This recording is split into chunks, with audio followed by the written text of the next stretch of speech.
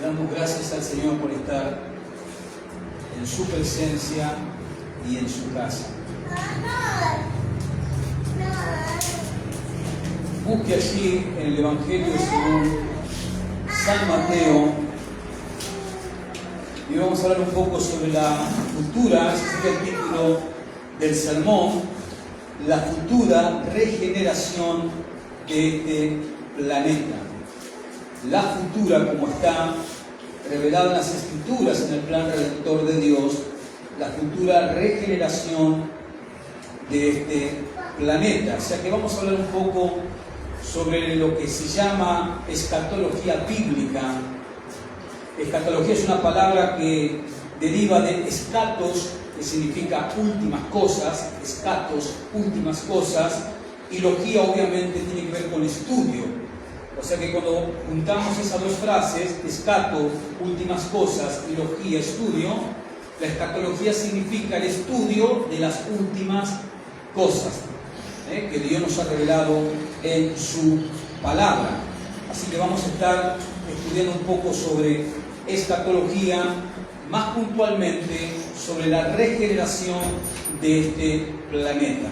¿Sí? Eso es importante que lo tengamos en cuenta en cuanto, como decía recién, a la escatología bíblica.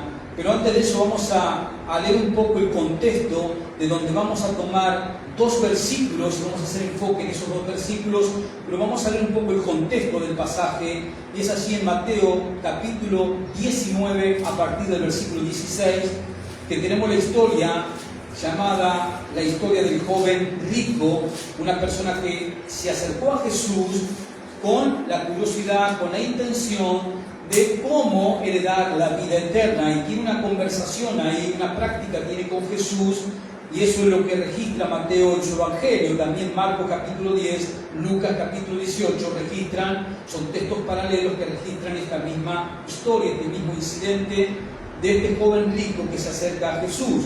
Demos lectura ahí a partir del verso 16. Amén. Dice así la palabra: entonces vino uno y le dijo, este es el joven rico, y le dijo: maestro bueno, ¿qué haré para tener la vida eterna? Y él le dijo: ¿por qué me llamas bueno? Ninguno hay bueno sino uno, Dios. Mas si quieres entrar en la vida, guarda los mandamientos. Verso 18 le dijo: ¿cuáles? Y Jesús dijo: no matarás, no adulterarás, no hurtarás, no dirás falsos testimonios, honra a tu padre y a tu madre, y amarás a tu prójimo como a ti mismo. El joven le dijo: todo esto lo he guardado desde mi juventud, ¿qué más me falta? Jesús le dijo: si quieres ser perfecto, anda, vende lo que tienes y dalo a los pobres, y tendrás tesoros en el cielo, y ven y sígueme. Oyendo el joven estas palabras, se fue triste, porque tenía muchas posesiones.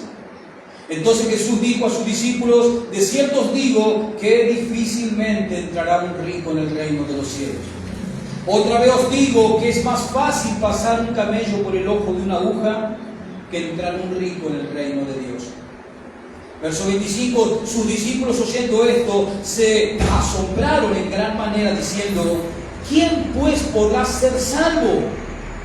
Y mirándolos Jesús les dijo: para los hombres esto es imposible, mas para Dios todo es posible. Entonces respondiendo Pedro le dijo: he aquí, nosotros lo hemos dejado todo y te hemos seguido.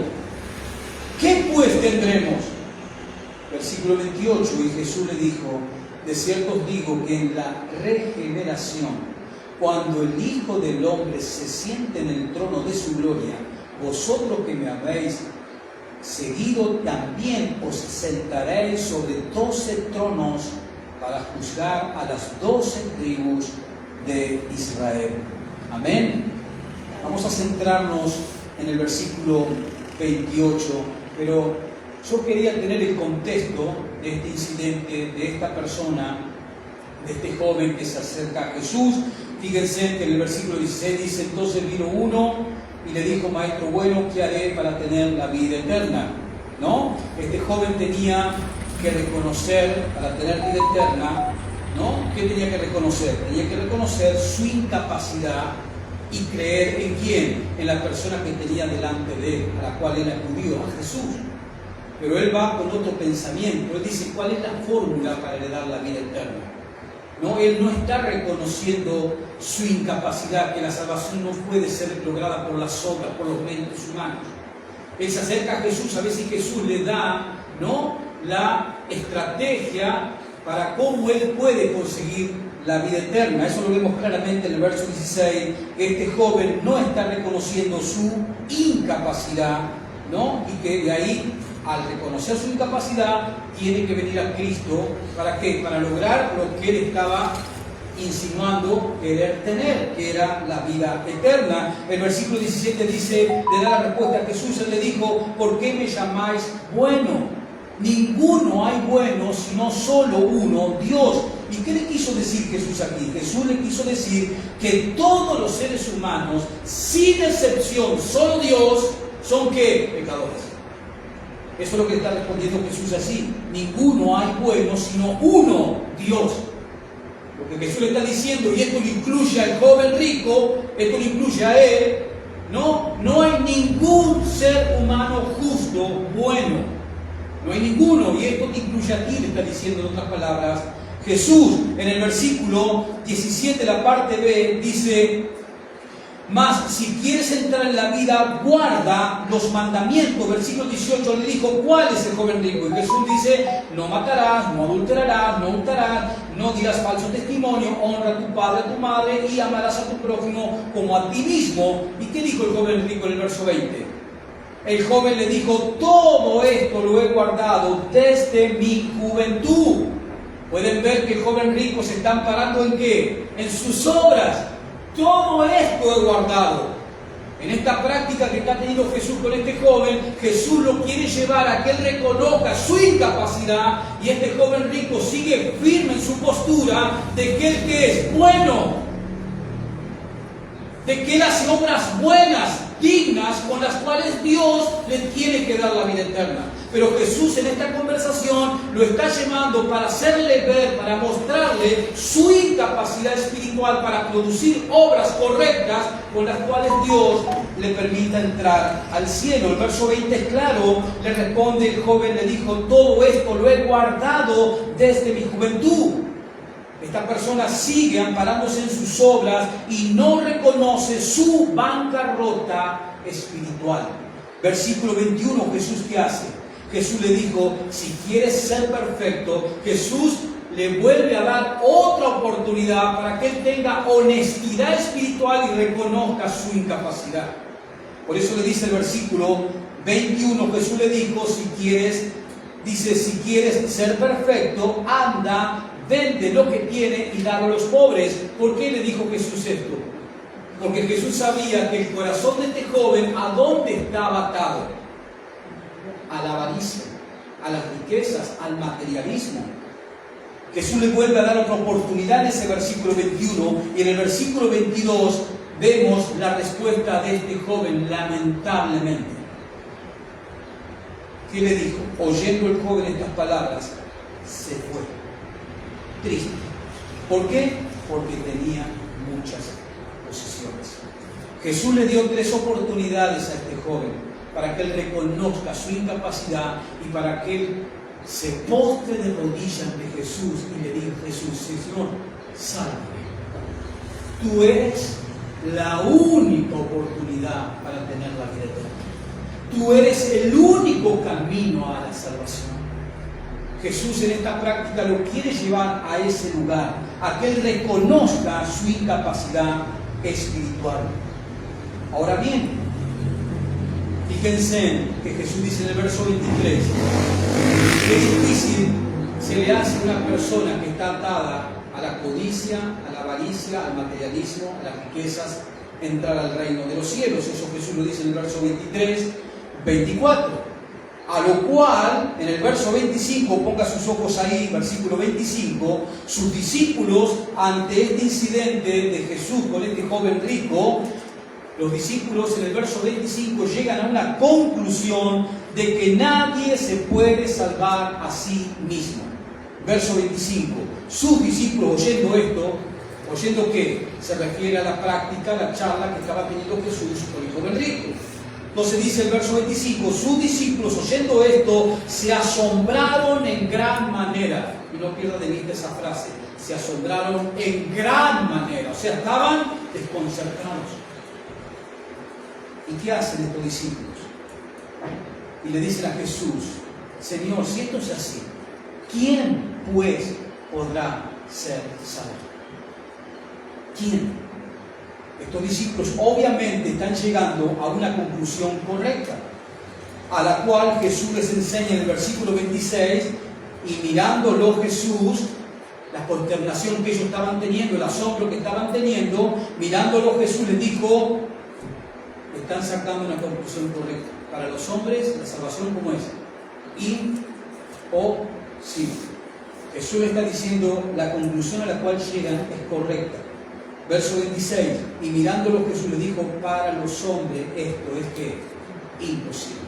Porque la salvación es por la gracia de Dios, por el beneficio de Dios, por la bendición que Dios le otorga a un pecador. Porque el ser humano no quiere venir a Dios, no le importa a Dios en ningún aspecto. Por eso Jesús le dice, mirando Jesús, les dijo, para los hombres esto es imposible, mas para Dios todo es posible, porque la salvación se origina en Dios de principio a fin, para que el que se gloríe en el Señor. Nadie va a llegar al cielo y va a decir, ¿viste? El Señor me tuvo que dejar entrar porque yo viste cómo me porté en la tierra. Nadie se va a poder jactar en su presencia de lo que lleguemos al cielo. Todos en el cielo, cuando estemos ahí, cuando se culmine todo el tiempo y todo el plan redentor, todos le daremos la gloria a Dios, porque todos reconoceremos que la salvación y que si nosotros estamos ahí, ha sido solamente por la obra de Dios de principio a fin. Eso es lo que Jesús les está diciendo a estos discípulos. Ustedes llegaron a una conclusión correcta. La salvación es imposible para el ser humano. El ser humano por causa de su pecado no quiere, y el ser humano por causa de su pecado no puede. No quiere y no puede. Por eso Dios tuvo que intervenir en el mundo, encarnándose en la persona de su Hijo Jesucristo. Por eso Jesús le dice claramente, mas para Dios todo es posible. A lo cual el verso 27 y 28 vemos que Pedro, en representación de los 12 discípulos, expresa una inquietud a Jesús. La puede ver ahí en el versículo 27. Entonces, respondiendo Pedro, que era el vocero del grupo, el vocero de los 12, dice, entonces respondió Pedro y le dijo, he aquí, Señor, nosotros lo hemos dejado todo y te hemos seguido. ¿Qué pues tendremos? Ante esa conversación, ante esa respuesta de Jesús ante este joven rico, que él quería que Jesús le diera la fórmula de cómo poder lograr la vida eterna, a lo cual Jesús le dice, mirá, lo que tienes que reconocer que tú, por más méritos y obras que quieras hacer, no puedes ganarte el cielo, tú tienes que creer en mí, tienes que reconocer tu pecado para entrar al cielo y tener vida eterna.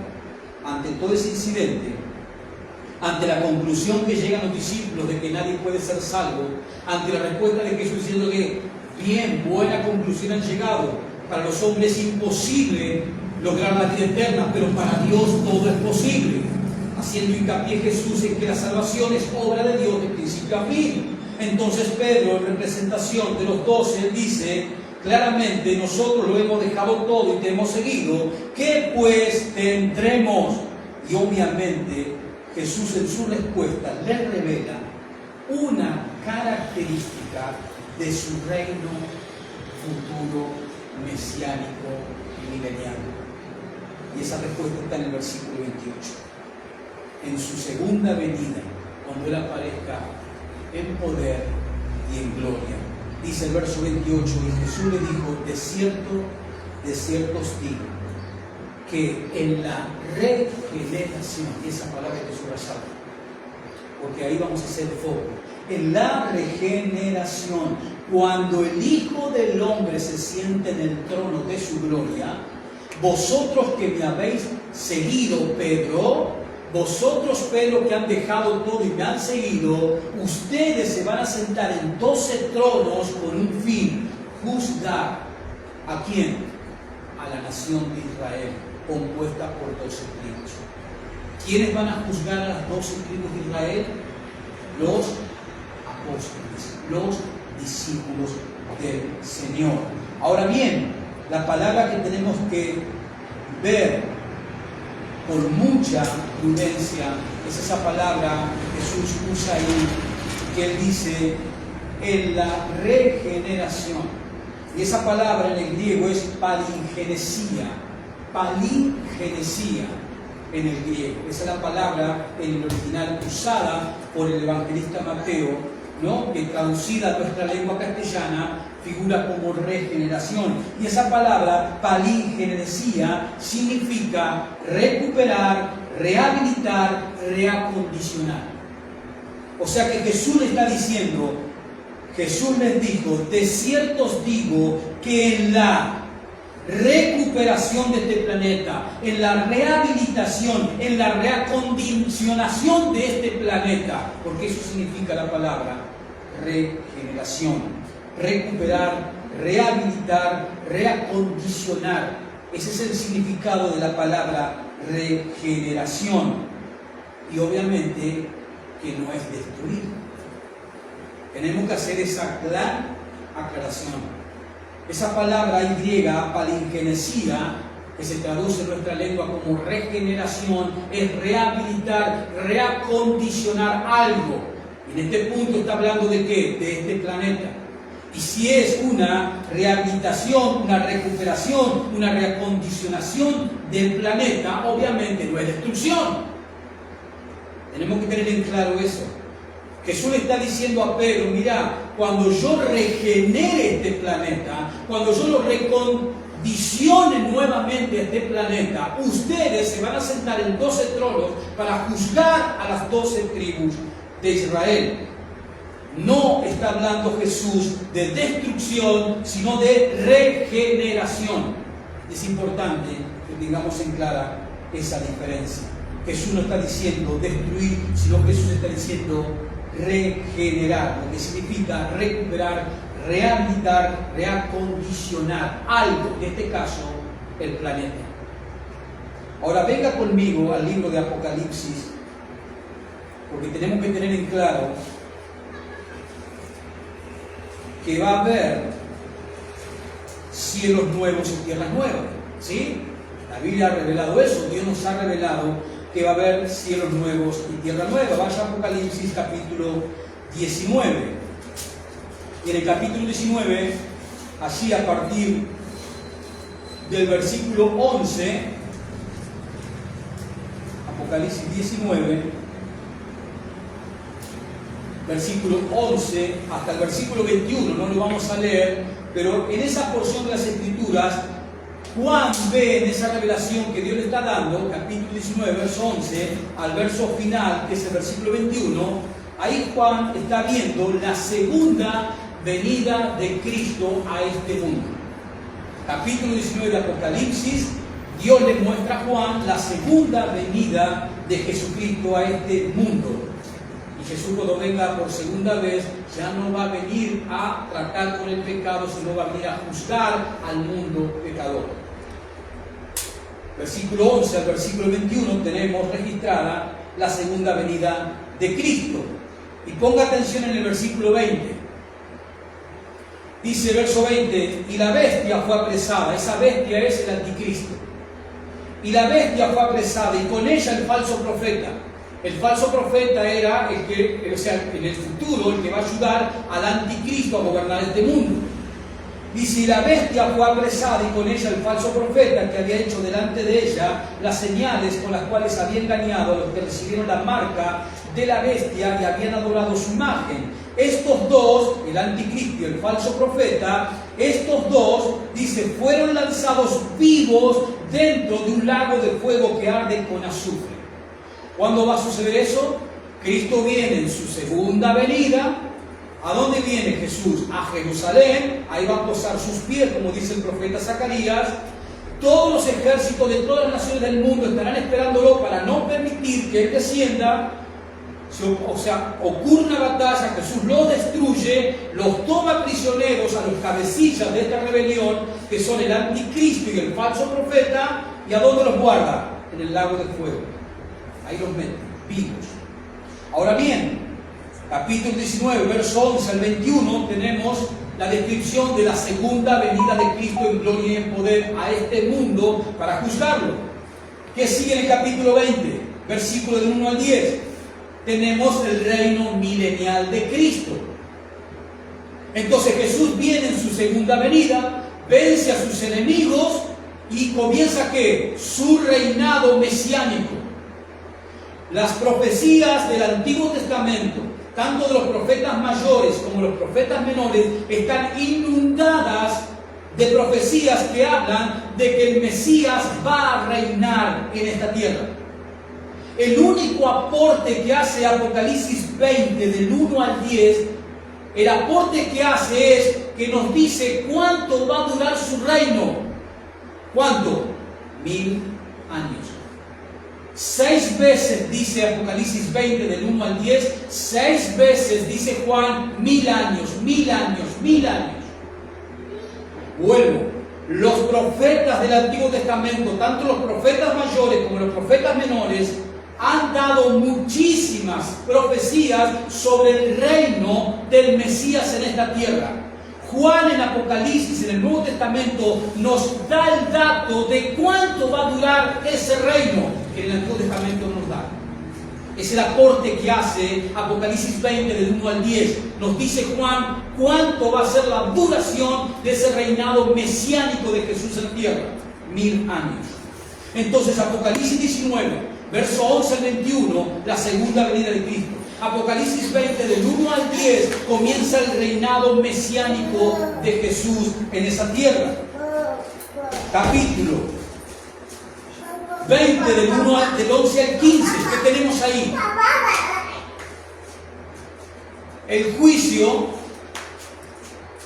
del gran trono blanco, donde Dios va a juzgar a todo ser humano que no creyó en Jesucristo, que murió en incredulidad.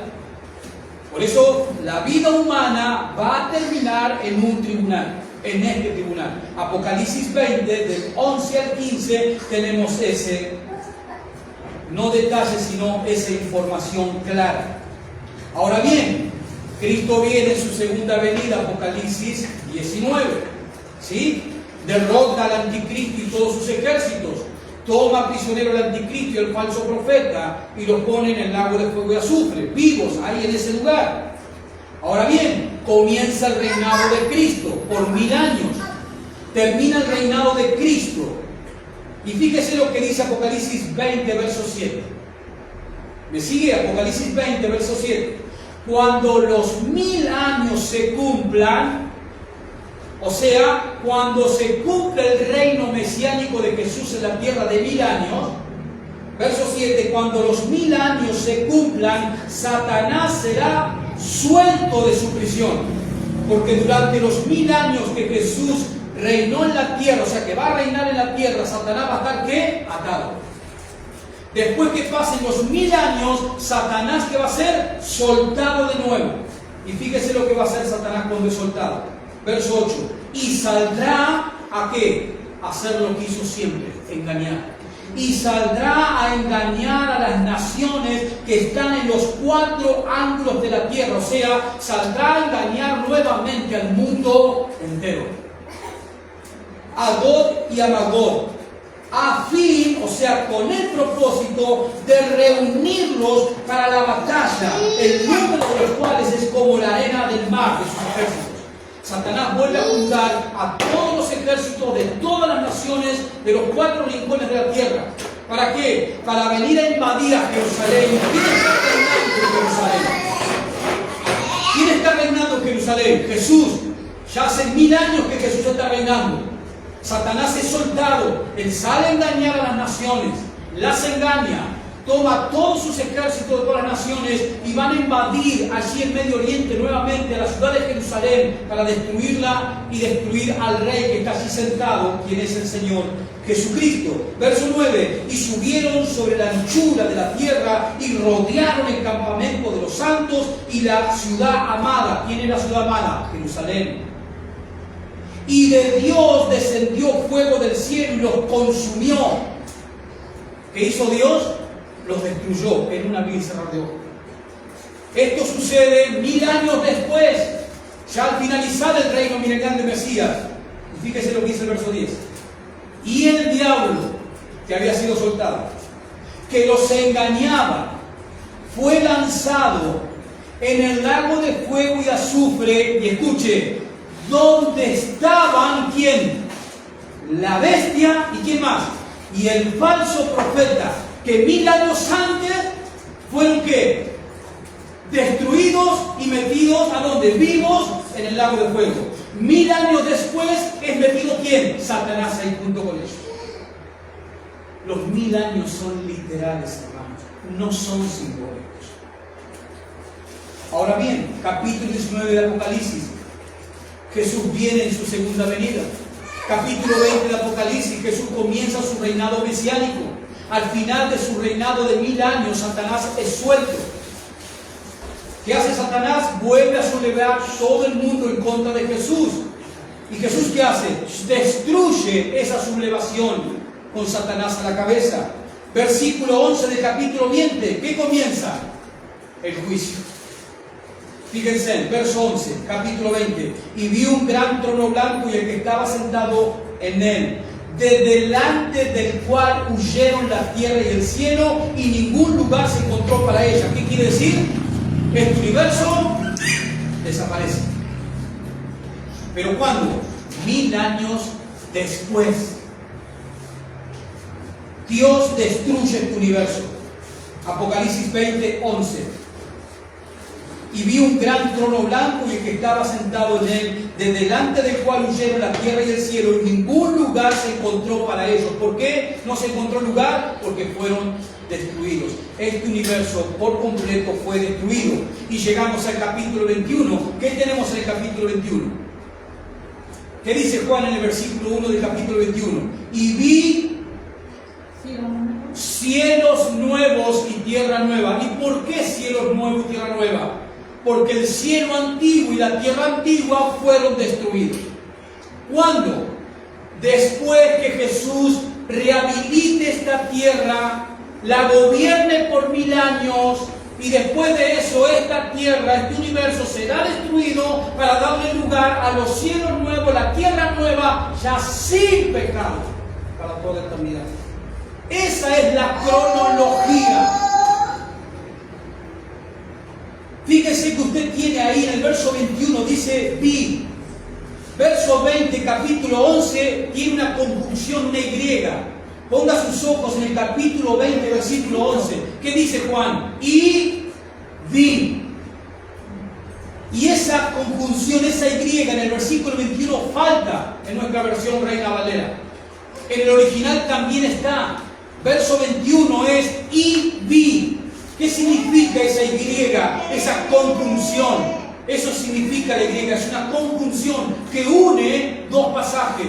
Lo que Juan está viendo, acuérdense que Dios lo sacó de su cuerpo en espíritu, lo llevó al cielo y le empezó a mostrar los últimos eventos.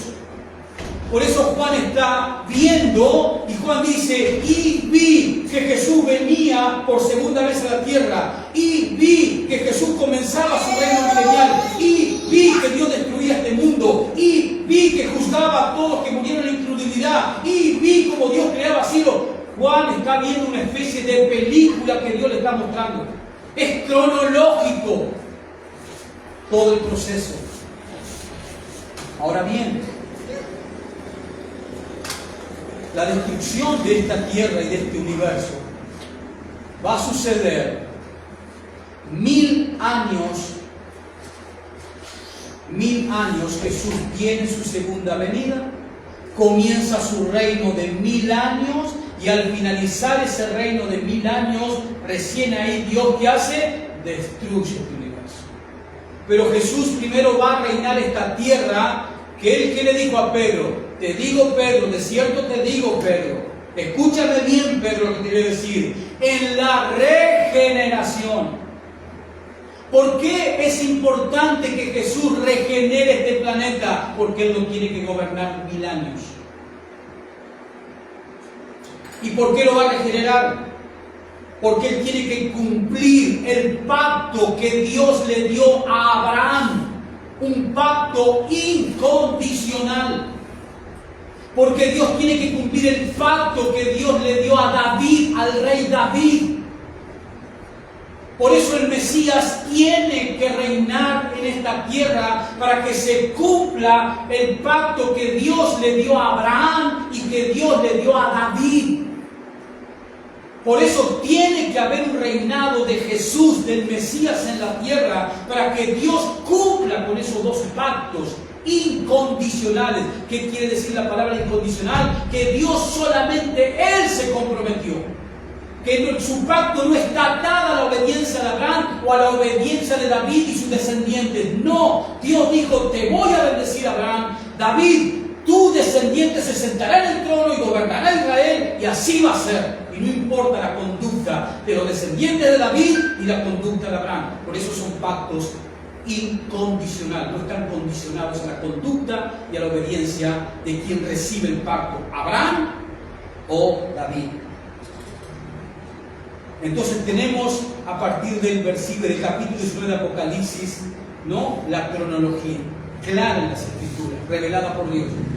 Apocalipsis 19, la segunda venida de Cristo. Apocalipsis 20, el comienzo del reino milenial de Cristo. Apocalipsis 20, del 11 al 15, la destrucción de estos cielos y de esta tierra, el juicio de los incrédulos, y capítulo 21 de Apocalipsis, que tenemos cielos nuevos y tierra nueva, y capítulo final 22 de Apocalipsis, la eternidad nueva. Y ahí estaremos todos quienes, todos los que le hemos sido fieles a Jesús durante esta tierra, durante esta experiencia humana que hemos vivido, que hemos creído en Él, que nos hemos arrepentido, que no hemos hecho lo que hizo el joven rico de no reconocer su pecado y su incapacidad, sino todo lo contrario a lo que hizo el joven rico, sino que hemos reconocido nuestra incapacidad y hemos reconocido que somos pecadores y hemos venido a Cristo en arrepentimiento y fe, pidiéndole que nos salve, y Dios nos salvó. Y nosotros, como tantos otros en el mundo, estaremos en esa nueva eternidad. Ahora bien, cuando el día del hombre termine, hermanos, ¿y cuándo va a terminar el día del hombre? ¿Qué significa el día del hombre?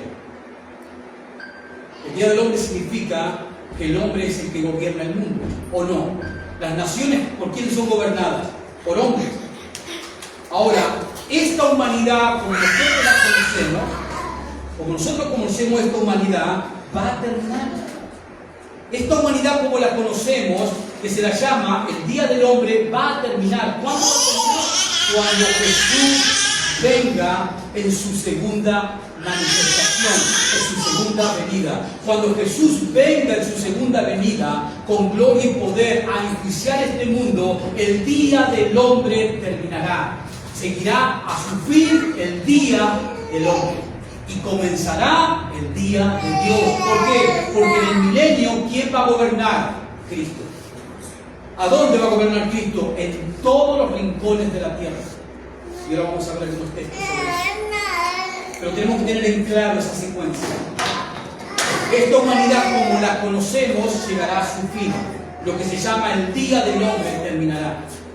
Y terminará cuando Cristo venga en su segunda venida a instaurar su reino milenial y le va a dar comienzo al día de Dios.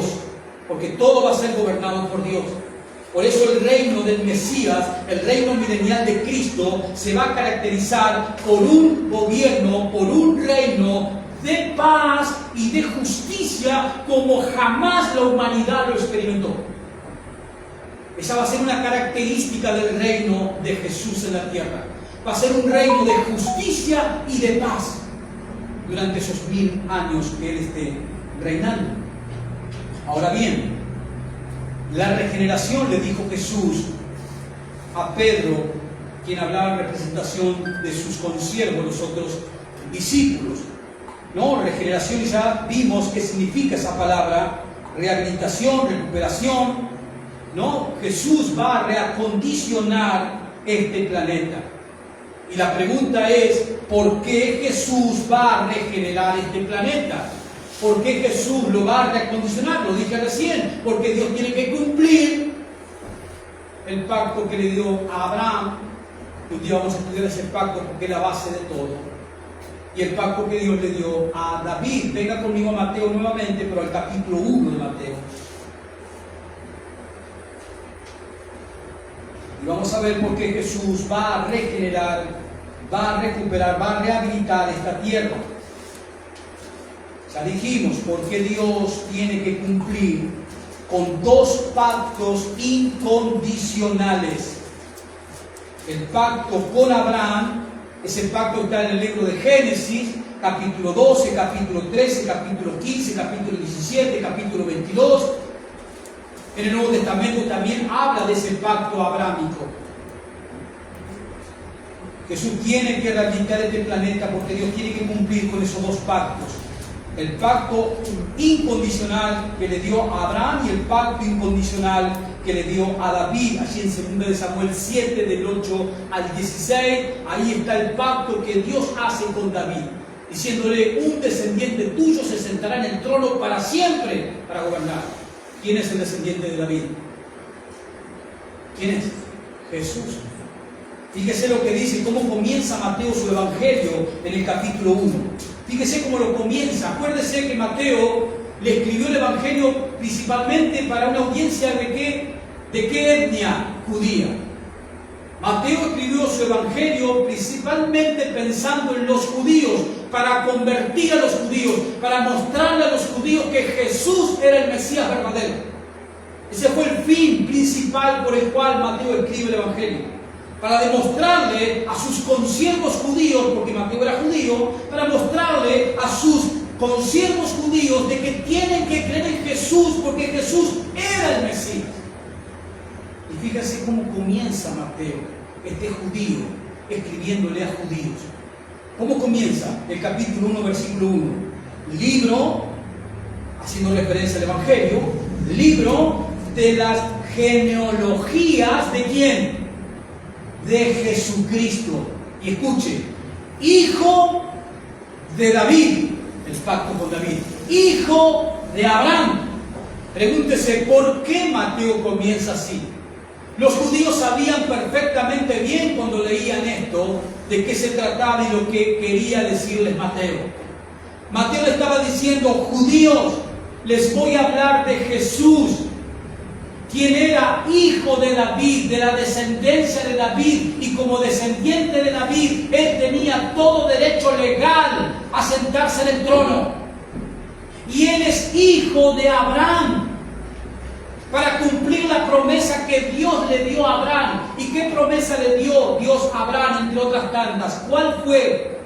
En tu simiente, Abraham, en tu descendiente, Abraham, serán benditas todas las familias de la tierra. ¿Quién es ese descendiente de Abraham? Jesús. Ahora la pregunta es, ¿usted ve que todas las familias de la tierra han sido bendecidas? La verdad, no. Ahora, la promesa de Dios a Abraham, ¿cuál fue? Todas, ¿cuántas? Todas las familias de la tierra serán bendecidas por tu simiente, Abraham, el cual es Cristo. Pero eso no lo vemos en la actualidad, nunca pasó, no está pasando y no pasará hasta que Cristo venga y se siente en el trono de David a reinar. Entonces durante 1000 años todas las familias de la tierra serán bendecidas por un gobierno de justicia y de paz. Se cumplirá la promesa. Por eso es necesario que Cristo restaure esta tierra para gobernar. Y la Biblia está llena de pasajes que nos hablan de esa restauración. No hay, hermanos, esa postura que lamentablemente se enseña, que dicen que Cristo viene en su segunda venida, se termina todo y empieza todo de nuevo. Dios destruye este planeta, que no. Porque ¿dónde ubicamos el cumplimiento del pacto incondicional que Dios se prometió? Él se se comprometió con Abraham y con David. Por eso Jesús le dice a Pedro, Pedro, escúchame bien, en la regeneración, cuando yo rehabilite este planeta y lo gobierne como rey desde Jerusalén, ustedes se van a sentar en 12 tronos para juzgar, para gobernar a las 12 tribus de Israel. Y eso será en ese periodo de 1000 años. Entonces vemos cómo comienza Mateo este libro. Él dice, el libro de las genealogías de Jesús, hijo de David. Eso lo conecta ¿con qué? Con el reino. Hijo de Abraham. ¿Y eso con qué lo conecta? Al decir hijo de Abraham, lo conecta con las naciones de la tierra, con esa promesa. Venga, Génesis 22. Génesis 22.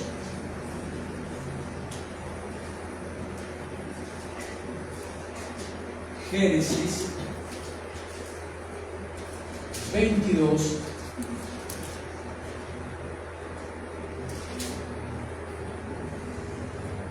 Versículo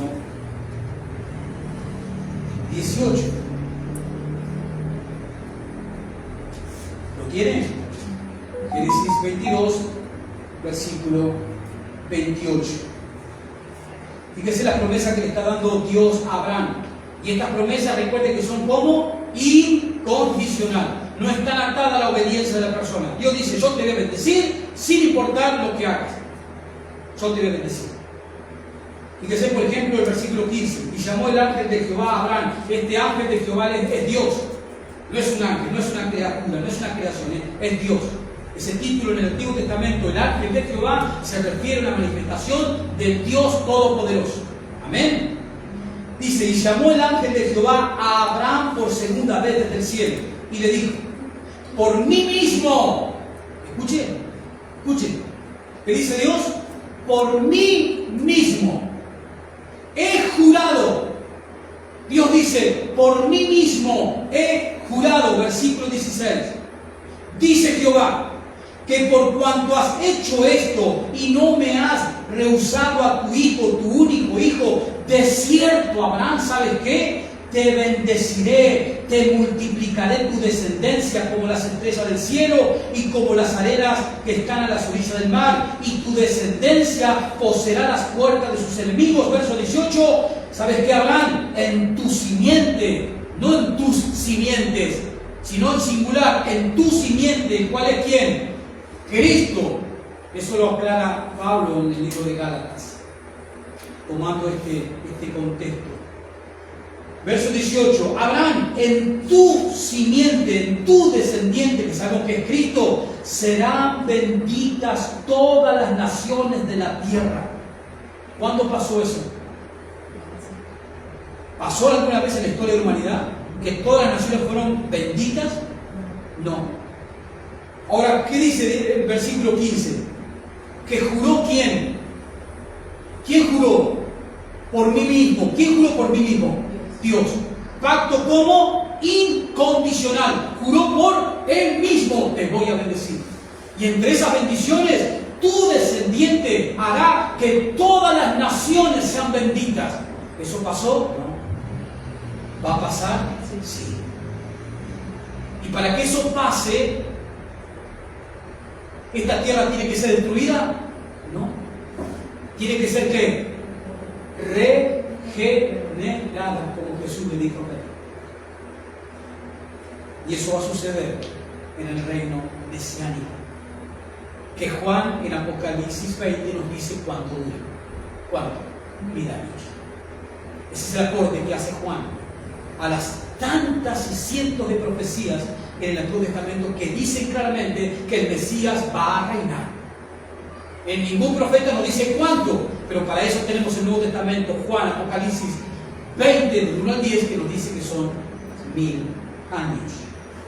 Entonces vemos claramente cómo Mateo comienza su evangelio diciendo las genealogías de Jesucristo, hijo de David, lo conecta con el reino, hijo de Abraham, lo conecta con el pacto incondicional que Dios hizo con Abraham para darle cumplimiento. Por eso es necesario que Cristo reine esta tierra por un periodo de 1000 años, como dice la Escritura, porque Dios tiene que cumplir lo que Él juró por sí mismo darle a Abraham y a David, diciéndole: un descendiente tuyo se sentará en tu trono. María, según la carne, la madre de Jesús, ¿de quién descendía María? ¿De quién descendía? De David. José, que lo adoptó a Jesús, según la carne, ¿de dónde descendía? De David. El heredero al trono, ¿quién? Jesús.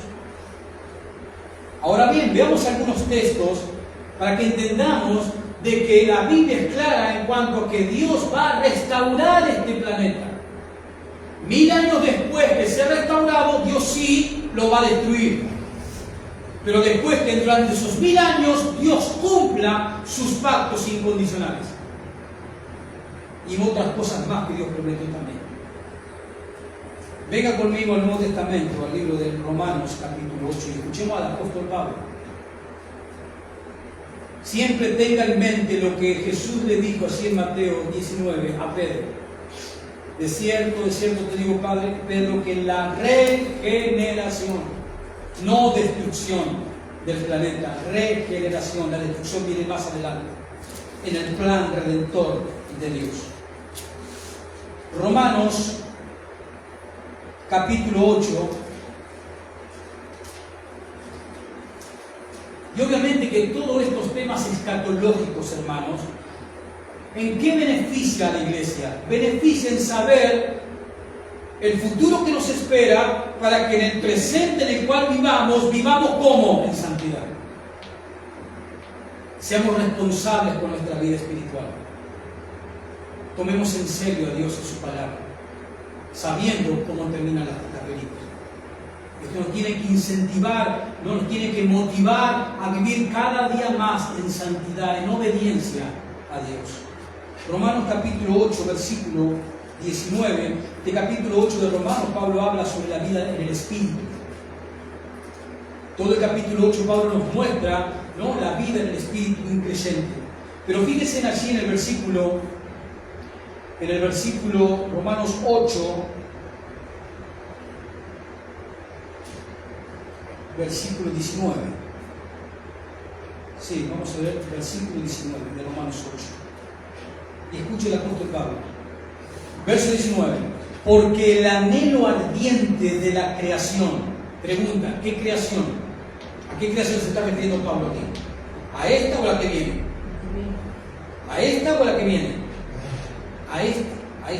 El anhelo ardiente, ahora lo vas a ver, ¿por qué es esta? El anhelo ardiente de la creación es aguardar la manifestación de los hijos de Dios. ¿Cuándo se van a manifestar los hijos de Dios? Cuando Cristo venga por segunda vez. ¿Quién vendrá con Cristo en su segunda venida? ¿Quién vendrá? La iglesia. ¿Entiende? Cuando Cristo haga su aparición en este lugar, con Él, ¿quién van a venir? La iglesia, que tiempo atrás fue que arrebatada. Entonces, volvemos. Porque el anhelo ardiente de la creación, esta tierra, es aguardar la manifestación de ¿quién? De los hijos de Dios. ¿Cuándo se dará eso? En la segunda venida. Versículo 20. Porque la creación, ¿qué creación? Esta, fue que sujetada a vanidad, no por su propia voluntad. ¿Usted sabe que está viviendo en un mundo maldito? ¿Sabía eso? ¿Es consciente de eso? Y eso le va a dar a usted la explicación de por qué el mundo está como está. ¿Qué hizo Dios en Génesis 3 después que Adán y Eva pecaron, desobedecieron, cayeron? ¿Qué hizo Dios? Maldijo a la serpiente, al hombre, a la mujer, los dolores de parto, le hacen recordar a la mujer de qué, de que son una raza caída. ¿Y a quién más maldijo Dios? A la tierra. Eso es lo que está diciendo Pablo aquí, versículo 20. Porque la creación fue sujetada a vanidad. ¿Qué significa vanidad? Sin sentido. Y así es la vida en este mundo, sin sentido, porque está bajo maldición. Dice, porque La creación fue sujetada a vanidad, no por su propia voluntad, sino por causa del que la sujetó. ¿Quién la sujetó? Vanidad. Dios como castigo. Pero la sujetó y termina diciendo el texto en ¿qué? Esperanza. ¿Quién es la esperanza? Jesús. Versículo 21. Porque también la creación, por tercera vez, Pablo nombra en 3 versículos la creación fue sujetada, la creación fue sujetada. ¿Qué creación? Esta tierra. Verso 21, porque también la creación misma, ¿y qué creación? Esta. ¿Qué dice? La creación misma será que libertada. ¿Qué dijo Jesús a Pedro? Pedro, en la que regeneración. Versículo 21, porque también la creación misma será que libertada, regenerada. Dice, la misma será libertada de la esclavitud de corrupción. Esta creación está caída en corrupción, ¿sí? Totalmente. Pero será libertada, sí, ¿cuándo? En la regeneración. ¿Cuándo se dará la regeneración? Cuando Cristo venga a reinar. Se va a rehabilitar el planeta. Verso 22, porque sabemos que toda la creación, ¿qué dice Pablo? Gime. ¿Es verdad o no? ¿No gime esta creación? ¿No sufre? Hay momentos, hermanos, que el pecado pesa tanto en esta creación, en la sociedad, en el ser humano, en la creación misma, en el reino animal, en el reino vegetal. Pesa tanto el pecado que a veces parece que en cualquier momento desaparecemos. Con el peso del pecado mismo de la creación misma. Eso es lo que está diciendo Pablo aquí. Verso 22, porque sabemos que toda la creación gime a una por completo. No se escapa nadie, ni nadie. Porque sabemos que toda la creación gime a una, y a una está con dolores de parto hasta ahora, dice Pablo. Y nosotros, 2000 años después, ¿qué podemos decir? Que sigue con dolores de parto hasta ahora. ¿Y por qué Pablo usa, que Jesús usó muchas veces esa expresión, sobre todo en Mateo 24, cuando habla sobre el sermón del Monte de los Olivos? Ese sermón está con lógicos. Jesús también habla de dolores de parto. Porque los dolores de parto, ¿qué te están anunciando? ¿Qué van a ser? La criatura, la creación está con dolores de parto. ¿Por qué? Porque va a dar a luz en un momento, ¿a quién? Al Mesías que va a venir.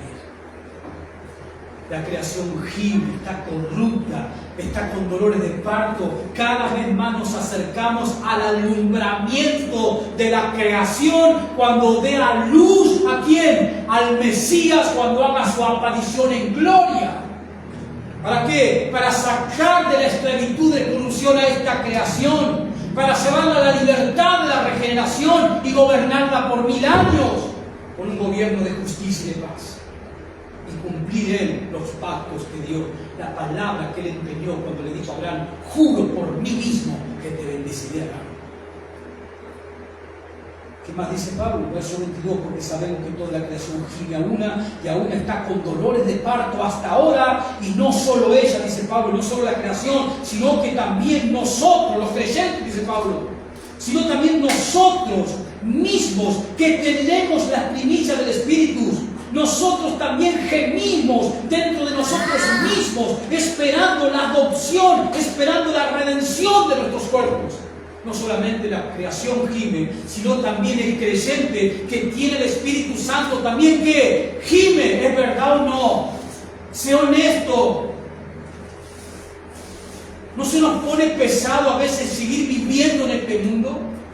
Con tanto pecado alrededor, con tanto egoísmo, con tanta vanagloria del corazón humano, con tanta envidia, con tanto materialismo, con tanta maldad, con tanta violación, con tanta perversión, con tanta inmoralidad. Se hace tan pesado a veces que gemimos a pesar de tener las promesas, a pesar de tener al Espíritu Santo. Se nos pone pesado seguir viviendo. Eso es lo que está diciendo Pablo. Y nos podemos identificar con él.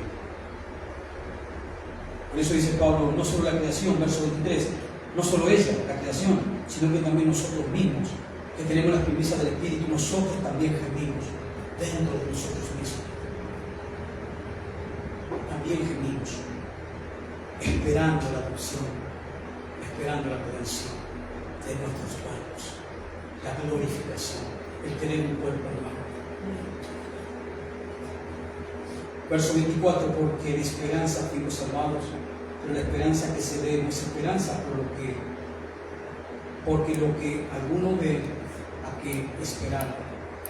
Entonces vemos claramente en este pasaje de Pablo de Romanos 8, versículo 19 al 23, que Pablo está hablando que esta creación gime, pero que esta creación va a ser ¿qué? Restaurada. Esta creación va a ser rehabilitada, reacondicionada, cuando Cristo esté en esta tierra gobernando, llevando adelante su reino mesiánico para dar cumplimiento al pacto abrámico y al pacto davídico. Y obviamente, como Jesús va a estar reinando, esta creación no se va a poder comparar con esa rehabilitación, con esa regeneración que Dios va a hacer de este planeta. ¿Usted sabía que el desierto no existía en la época y en los tiempos de Adán? Que era un jardín el planeta. ¿Y de dónde salió el desierto? Kilómetros y kilómetros de tierra inerte que no sirve para nada. Eso es causal de la maldición en la cual está sumergida esta creación. Pero eso en el reino mesiánico de Jesús se va a dar vuelta. Y esta tierra va a volver a ser el jardín que fue cuando Adán y Eva no habían pecado. Por eso el profeta Isaías habla de que el desierto va a florecer. Y se calcula que puede haber 4 veces más de seres humanos viviendo en el planeta sin ningún problema. Ahora somos algo de 8 billones de personas. Multiplíquelo por 4 en el reino mesiánico. Acuérdese que en el reino mesiánico la vida va a volver a ser como longeva. La gente va a vivir miles de años, o sea, cientos de años.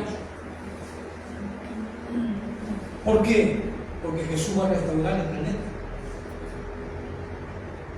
Esta creación en la cual nosotros vivimos no es la misma que era antes del diluvio. Antes del diluvio la gente vivía mucho porque había en la atmósfera una capa de agua que filtraba los rayos ultravioletas del sol, que hacen que todo se corrompa más rápido. En el diluvio Dios desató esas cataratas, ya no están más. Por eso esta creación, esta humanidad en la cual nosotros vivimos es totalmente distinta a antes del diluvio, más corrompida. Pero Jesús va a restaurar todo. Fíjese en Isaías 11. Veamos rápidamente algunos pasajes. Isaías 11, de la restauración que va a traer Jesús sobre esta tierra. No destrucción. Isaías 11, versículo 6. Pasaje que usted ya lo conoce, ya lo ha leído. Isaías 11, 6 dice: morará, dice, el lobo con el cordero, y el leopardo con el cabrito se acostará. El becerro y el león y la bestia doméstica andarán juntos, y un niño los pastoreará. Verso 7: la vaca y la osa pasarán, sus crías se echarán juntas, y el león como el buey comerá paja. Y el niño de pecho jugará sobre la cueva de las pi, y el recién destetado extenderá su mano sobre la caverna de la viga. No harán mal, ni dañarán en todo mi santo monte, porque la tierra será llena del conocimiento de Jehová como las aguas cubren la mar. ¿Alguna vez la tierra estuvo llena de conocimiento de Jehová como las aguas cubren el mar? Pero va a estar un día. ¿Cómo será el comportamiento de los animales, sobre todo los depredadores? ¿Cómo será? Como el comportamiento de un animal doméstico. Eso va a ser en la restauración que Cristo haga de este planeta. Fíjese Isaías 32, ahí rápidamente, capítulo 32, versículo 15. Isaías 32, versículo 15. Dice así el profeta, Isaías 32, verso 15, hasta que sobre nosotros sea derramado el Espíritu de lo alto. El Espíritu Santo se refiere.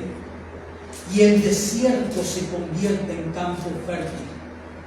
¿Lo está leyendo o me está escuchando? Mire, ¿estoy mintiendo lo que digo? El desierto se va a convertir en un campo fértil. Y el campo fértil será estimado por bosque. Fíjese cómo se va a multiplicar la bendición aún en la vegetación. Además, esta tierra un día será llena de la gloria de Dios, como leímos recién en Isaías 11, pero también el profeta Habacuc en el capítulo 2, verso 14 dice, toda la tierra será llena de la gloria de Jehová. ¿Sucedió alguna vez eso? Nunca. ¿Va a suceder? Sí, ¿por qué? Porque lo dice Dios, que toda la tierra un día será llena de la gloria de Jehová. ¿Cuándo va a ser eso? En el reino de 1000 años de Jesús, cuando Él restaure esta tierra. Esta tierra además será gobernada por el Mesías, y habrá paz y justicia en todo el mundo. Venga conmigo a Isaías 2 y véalo usted mismo con sus propios ojos. Que eso va a ocurrir en el reino mesiánico de Jesús. Isaías 2, versículo 1. Fíjese que usted tiene un título en su Biblia. Dice, el reinado universal de Jehová. El reino mesiánico de Jesús, el Mesías. Versículo 1 del capítulo 2 de Isaías. Lo que vio Isaías, lo que vio por revelación de Dios, lo que vio Isaías, hijo de Amós, acerca de Judá y de Jerusalén. Y escuche, verso 2. Acontecerá en los postreros de los tiempos. ¿A qué se refiere ahí? A los postreros de los tiempos. ¿A qué se refiere? Al reino milenial de Jesús. Sucederá, dice Isaías, en los postreros de los tiempos, en el reino milenial de Jesús, que será confirmado el monte de la casa de Jehová como cabeza de los montes, y será exaltado sobre los collados, y correrán a él todas las naciones. ¿A qué se refiere? Al monte. ¿Dónde está edificada Jerusalén? En un monte, en el monte Moriah. En el mismo lugar donde Dios le dijo a Abraham, sacrifícame a tu hijo. Un día, dice, los postreros de los tiempos, en los tiempos finales, durante el reino milenial de Cristo, Jerusalén va a ser puesta como la cabeza, como la capital única ¿de qué? ¿De Israel? No, de todo el mundo. Israel, la ciudad de Jerusalén, será la ciudad del Rey, de donde Jesús estará sentado en su trono, y esa ciudad de Jerusalén será la capital del mundo. Eso es lo que está diciendo Isaías. Verso 3. Y vendrán muchos pueblos y dirán, venid y subamos al monte de Jehová, o sea, a Jerusalén, a la casa de Dios de Jacob, y nos enseñará sus caminos, y caminaremos por sus sendas, porque de Sión, Jerusalén, el monte Sión, donde está edificada Jerusalén, porque de Sión saldrá la ley, la palabra de Dios. ¿Por qué va a salir de ahí? Porque ¿quién va a estar sentado ahí? Jesús. Porque de Sión saldrá la ley, y de Jerusalén la palabra de Jehová. Verso 4. Y juzgará entre las naciones, y reprenderá a muchos pueblos, y volverán sus espadas en rejas de arado, y sus lanzas en hoces. No alzará espada nación contra nación, ni se adiestrarán más para la guerra. Durante el reino milenial de Cristo no existirán más las guerras, no habrá más ejércitos. Habrá paz absoluta. Jesús va a restaurar este planeta, va a restaurar el reino animal, va a restaurar el reino vegetal, va a restaurar todo. Absolutamente todo va a restaurar el Señor. Venga conmigo para ir terminando el Salmo 2. Para que usted vea que en ese tiempo de su reinado milenial, Todas las naciones, incluida Argentina, serán de Jesús. ¿Usted puede ver alguna nación hoy que es de Jesús? ¿La puede ver? ¿Usted a lo largo de la historia ha habido alguna nación que fue de Jesús en su totalidad? No. Pero la Biblia dice que todas las naciones van a ser de Jesús. ¿Cuándo va a ser eso? En lo que estamos estudiando. Cuando Él regenere todo y empiece a gobernar esta tierra. Que Juan en Apocalipsis 20 nos dice la duración. ¿Cuándo? 1000 años. Salmo 2 es un salmo mesiánico. Fíjese lo que dice ahí David en este Salmo 2. El reino del ungido de Jehová. ¿Quién es el ungido de Jehová? La palabra ungido en el hebreo es la misma palabra Mesías en el griego. Jesús, ¿quién fue? El ungido de Jehová. Y este salmo habla de quién? Del ungido de Jehová, es decir, de Jesús. Dice el verso 1: ¿por qué se amotinan las gentes y los pueblos piensan cosas vanas? Se levantarán los reyes de la tierra y príncipes consultarán unidos contra Jehová y contra su ungido, diciendo: rompamos sus ligaduras y echemos de nosotros sus cuerdas. Verso 4: el que mora en los cielos se reirá. Dios se va a reír de los consejos y de los planes de la humanidad que no quiere saber nada con Dios. Eso está diciendo David. Verso 4: el que mora en los cielos se reirá. El Señor se burlará de ellos. Luego hablará a ellos en su furor y los turbará con su ira. ¿Cuándo va a suceder eso? Cuando Él venga en su segunda venida. Y los turbará con su ira. Verso 6: pero yo, dice Dios el Padre, pero yo he puesto mi rey sobre Sión, mi santo monte. ¿Usted lo ve a Jesús reinando? Hoy, ¿lo ve reinando en Jerusalén? ¿Lo ha visto alguna vez reinando en Jerusalén? Cuando vino, ¿lo aceptaron como rey? No, al contrario, ¿qué hicieron? Lo rechazaron. O sea que su reino quedó como pospuesto por ahora. ¿Pero va a reinar? Sí. ¿Por qué? Porque Jehová dice: yo pondré mi rey sobre Sion. Verso 6: pero yo he puesto mi rey sobre Sion, mi santo monte. Yo publicaré el decreto. Es decreto de Dios. Yo publicaré el decreto. Jehová me ha dicho: mi hijo eres tú. Yo te engendré hoy. Verso 8: pídeme y te daré por herencia las naciones y como posesión tuya los confines de la tierra. Jesús, ¿dónde va a gobernar?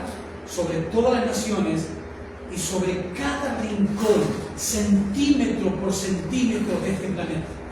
Lo va a reinar Jesucristo. Verso 9: ¿cómo lo va a gobernar? Los quebrantarás con vara de hierro, como vasija de alfarero los destruirás.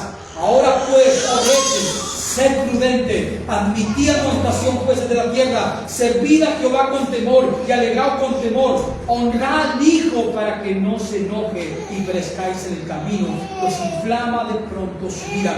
Bienaventurados todos los que en Él confían. Jesús va a reinar ¿qué? Todas las naciones. ¿Se acuerdan en la tentación en el desierto? ¿Cuál fue de las tres tentaciones, de las tres ofertas que Satanás le hizo a Jesús? ¿Se acuerdan cuál fue una de ellas? ¿Qué le mostró Satanás a Jesús? Le mostró todos los reinos de este mundo. ¿Y qué le dijo Satanás a Jesús en esa tentación? Después de que Jesús había ayunado 40 días y 40 noches y aparece el tentador. De las tres tentaciones, ¿una cuál fue? Te daré toda la gloria de los reinos si postrado me adoras, Jesús.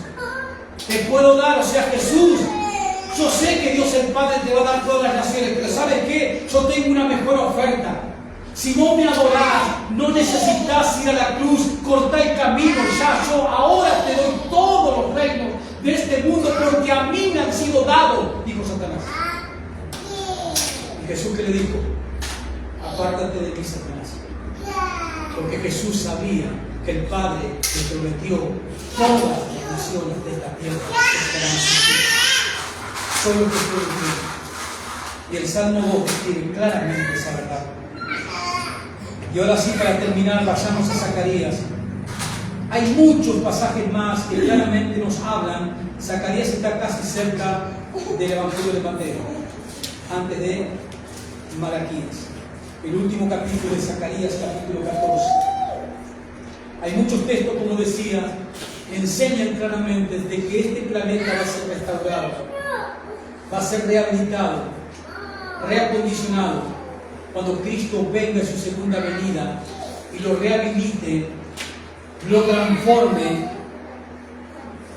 en algo muy parecido a lo que fue el jardín del Edén, y lo va a gobernar 1000 años para cumplir el pacto con Abraham y el pacto con David. Zacarías 14, versículo 9. Zacarías 14, versículo 9. Dice así el profeta: y Jehová será rey sobre toda, ¿qué? ¿Sobre toda qué? ¿Qué tierra?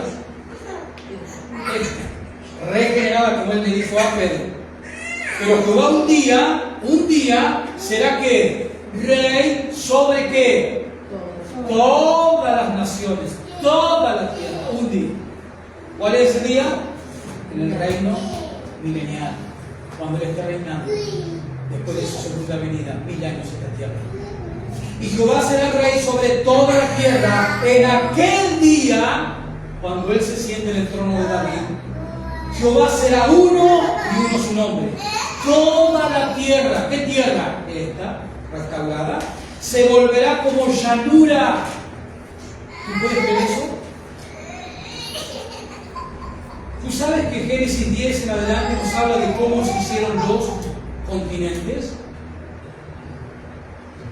De que cuando Adán y Eva no habían pecado, esta tierra era una planicie, una llanura. ¿Sabías eso? Bueno, en el reino milenial va a volver a ser igual. Y aquí te lo está diciendo Zacarías. Toda la tierra se volverá como llanura, desde Jeba hasta Rimón, al sur de Jerusalén. Y esta será enaltecida. ¿Quién? Jerusalén será puesta como cabeza de las naciones.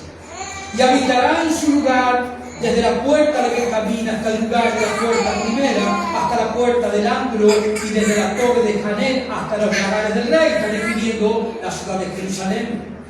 Y morará en ella, y no habrá nunca más maldición, sino que Jerusalén será habitada confiadamente.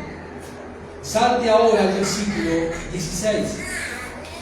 Y todos los que sobrevivieran de las naciones que vinieron contra Jerusalén, ¿se acuerdan que el anticristo trajo a todos sus ejércitos para destruir qué? Jerusalén. Entonces ahí hace alusión a los que sobrevivían.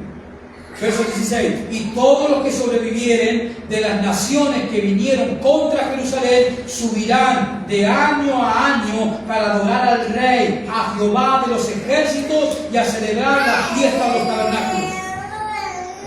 Durante el reino milenial, todas las naciones subirán año a año a celebrar la fiesta de los tabernáculos en Israel, junto al Rey Jehová que estará sentado en el trono. ¿Quién es el Rey Jehová? Jesucristo. Verso 18. Y si la familia de Egipto no subiere y no viniere, sobre ellos no habrá lluvia.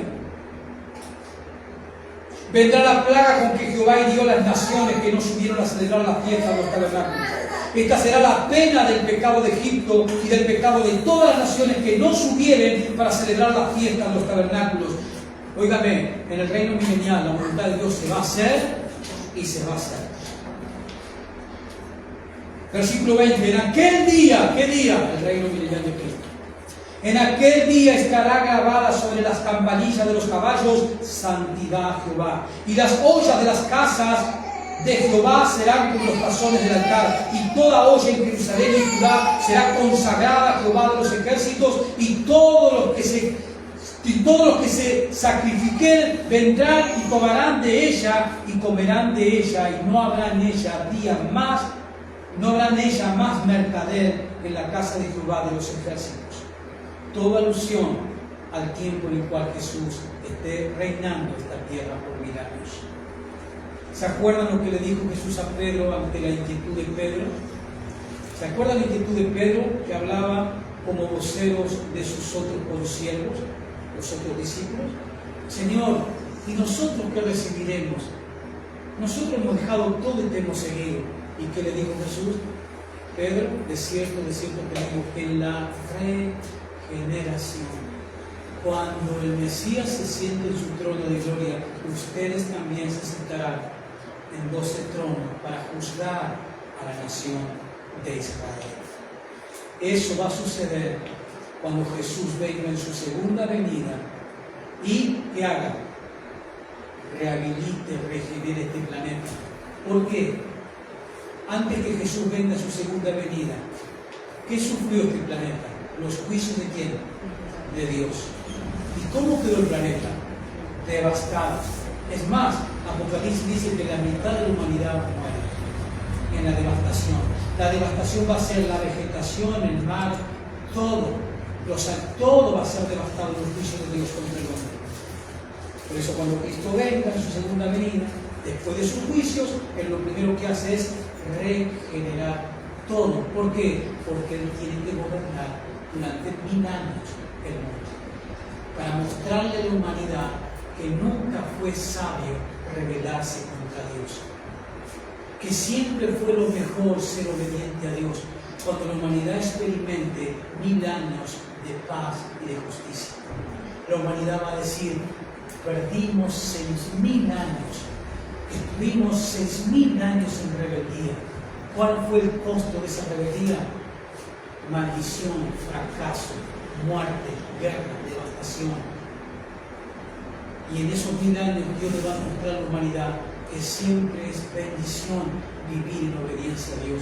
Como dijo Pablo en el libro de Romanos, que la voluntad de Dios siempre como es, buena, agradable y perfecta. Y Jesús en ese reino milenial le va a mostrar al mundo que la voluntad de Dios siempre fue lo mejor.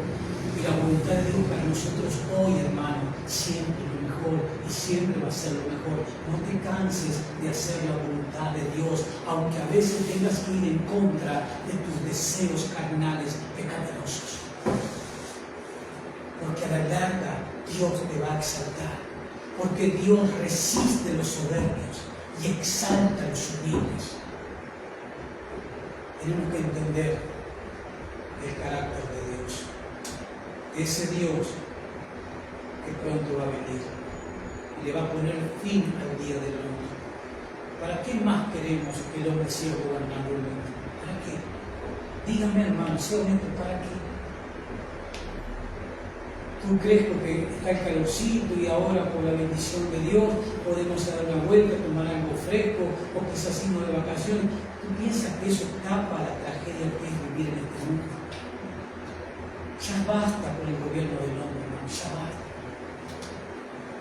La iglesia de Cristo, como dice al final el libro de Apocalipsis, capítulo 22, verso 18 de adelante, dice, la iglesia y el Espíritu dice, ven Señor. Ven Señor Jesús, ven, ven Señor. Dale punto final a esto, Señor. Pero la promesa y la esperanza para nosotros es esa, que Cristo va a venir, va a juzgar el pecado del hombre y va a comenzar a gobernar esta tierra.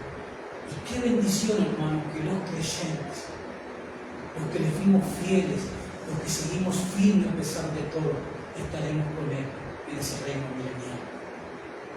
Entre comillas, ayudándolo, entre comillas, porque no necesita consuelo. Él nos va a dar la gracia, nos va a dar la bendición de que nosotros gobernemos, co-gobernemos con Él.